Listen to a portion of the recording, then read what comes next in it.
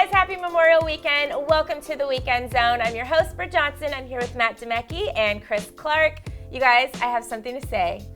Donald Trump did something great this week. The only thing I think he's going to do great in his presidency. On Thursday, he pardoned my great-great-uncle, Jack Johnson. That was cool, man. That's awesome. Yeah. Did something Obama right. talked about it a couple times, but he never ended up doing it. But he, again, was trying to be an actual president, so he was a lot busier than Donald Trump is.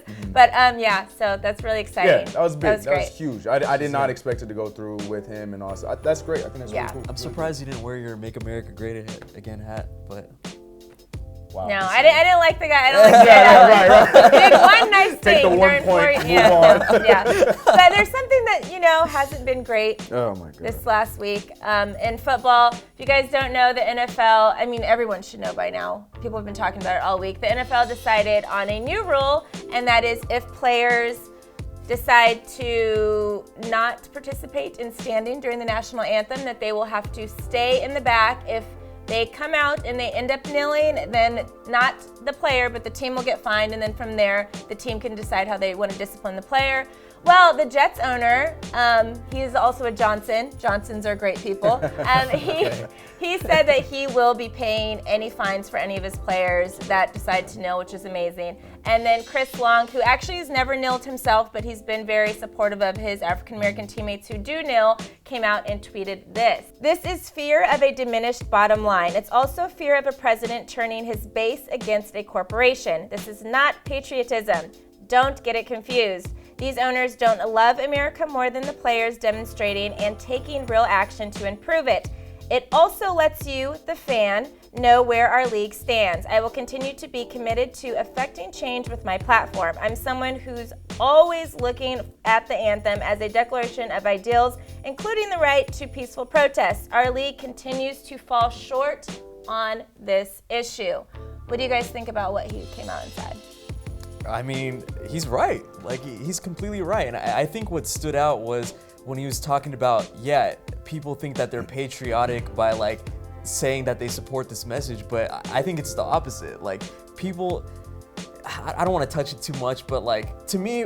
Touch it, man. We got time today, boo-boo. Look, when people say that they're patriotic, I feel like, personally, deep down, it's kind of something else, and you guys know what that means? Yeah. But yeah, I think he's completely right. I think this is a ridiculous ruling. I think everything that Chris Long said was right. Yeah. And do you think, because I know he hasn't kneeled before, do you think it would be a big impact if we go to the national anthem during a game and we see a lot of the players just not even come out of the locker room? Do you think that would still make as big of an impact as players kneeling? I think because of this last ruling, I think it's going to make, honestly, I think it's going to make a bigger impact. Because I feel like with the kneeling and with Chris Long, like we were saying, who did not kneel, I feel like, especially in this last season, because Cat played the season before, especially in this last season, I feel like the kneeling thing lost its power in the sense of what it was initially supposed to portray. You know what I mean? So I feel like, honestly, it's not really a good, but I feel like the only good I could take away from this stupid ruling is when you see a lot more of the players not showing up for the ceremony at all. Right. That's going to show the power of it. Yeah. If it just happens to be one or two, then we're going to completely lose everything, and the protest is going to, I doubt that's going to happen. I do think, and I feel like even though Chris Long didn't kneel, he probably won't come out now. Exactly. Because you would be with grabbing a player. He's always next. So it's like the message was portrayed. So it's like he didn't have to kneel. Right? We got it. He was supporting the message. And what I think is going to be hilarious is that when players don't come out for the national anthem, they're still going to get criticized because they're going to be like, oh, they're disrespecting their flag for not being a participant. Now the media is going to be looking along the line of people out there and looking to what faces they don't see out there and then make a big story out of that. So the NFL didn't really change the narrative as much because it's still the same thing, whether we're looking at the player actually kneeling and we see the face, or we're talking about the player that's not out there on the field. It's the same thing. It's just hurting their own sport. It's honestly hurting their own sport because this is not taking away the attention of the whole kneeling process. It's making it worse, if you ask me. I mean, for the obvious reasons, but and I feel like the only loophole in this is like, you can kneel in the locker room if you want, but the thing is that's bad for the players who are protesting, because if you're protesting inside your own house, nobody's gonna know you're protesting. Right. So you can't be in front of the cameras, you can't be in front of America showing what you're trying to do and the message you're trying to portray. Yeah, which so it's is kind the of NFL like, completely silencing these guys. Exactly, so my next question is going to be, do you think the players will come up with a different way to then protest? Like, obviously the Jets aren't gonna have to worry about it because their owner said that he will be paying those fines. Yeah. But for other teams, like obviously I know Jerry Jones, unfortunately, is not gonna be one of those like owners that does that amongst a lot of other owners. Do you think that they are going to come up with some different kind of way to then continue this conversation? Because we can't let this go away. Like, the injustices continue to happen. We have to keep like speaking out about it and have to keep doing stuff. So what do you then think these players are going to end up doing? Well, I mean, I lightly joked about it, but like,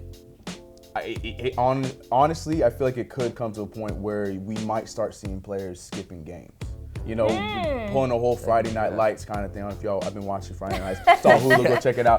But like a situation like that, like we see Cap, who could be making money. He is a starting quarterback who did not play a whole season. So for some of these players to skip games, to not play games, to make a point, they will have no problem doing it. I mean, I feel like that, sure, they might get fined, sure, all these other things, but I think for the message and for what they're trying to represent, they'll make that sacrifice. See, like, I like that idea, but here's the only problem with that. Like, I feel like to send out a message to people, you almost have to make them uncomfortable. And like, I feel like you have to. And you have to. And I feel like when you skip games, it's like you're basically like hurting yourself.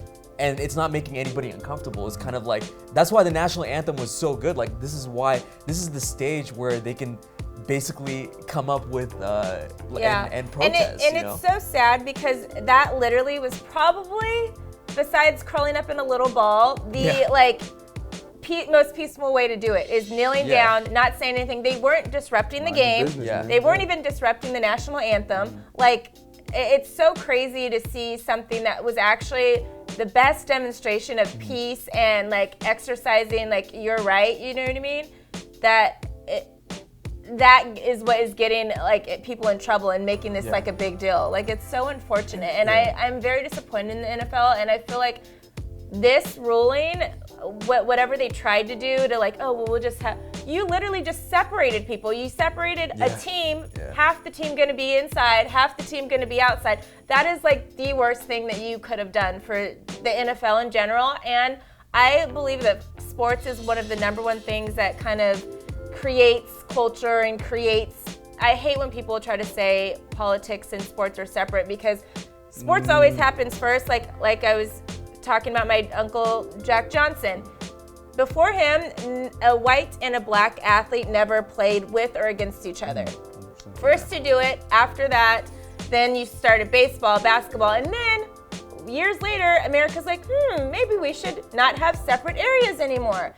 All of that stuff, like sports, things happen in sports first, and sports always pushes the envelope first because that's the commonality people have, and then it happens later in culture. So for them to say that it's separate is like ridiculous. It's one thing, it's a cop-out. And the NFL just went back 50 years right now, separating these players again. And when people say, oh, keep the politics and sports out of it, like when you have the president talking about sports, nobody says keeps the sports out of politics. You know what I mean? So like, I feel like when NFL players start pushing this narrative, people are like, oh my God, now I'm way too uncomfortable. I'm supposed to be watching games on Sundays. I'm supposed to be watching you Sundays. Well, I mean, and all they sports, freak out. We saw the same thing with LeBron, the whole shut up and dribble thing. So it's just in general, just sports pushing. And it's always been a thing. Like, I mean, take it back to like Jackie Robinson and all these athletes that literally had to fight, and it had to be a political conversation then for them to get their rights. Like, it's fine when everyone's just playing football, but again, like LeBron and everyone said, it's more than just football and basketball and sports. They're using their pedestal for,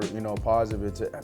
I 100% agree with that. Well, but then to answer, but before we go, you didn't answer the question. Like, what do you think would be a solution? Not a solution, but another way that they're gonna protest. Oh, that's difficult. I mean, I have no idea. I think it literally, all the players end up staying back, like if they can get a whole team to stay in the locker room, I think that would be a huge statement in and of itself. If we're just seeing a couple players not going out, that's not going to make a difference. But I still feel like you can get your message across if all the players step back, if all the players maybe decide after games to not talk to the media or to not, like little stuff like that, to where like the media is going to be upset, the owners are going to be upset because they're not going to get TV time because all the players are like, nope, we're not talking, we're not saying anything, we're not whatever until there's a change that happens. Maybe something like that is going to be what like continues to push it.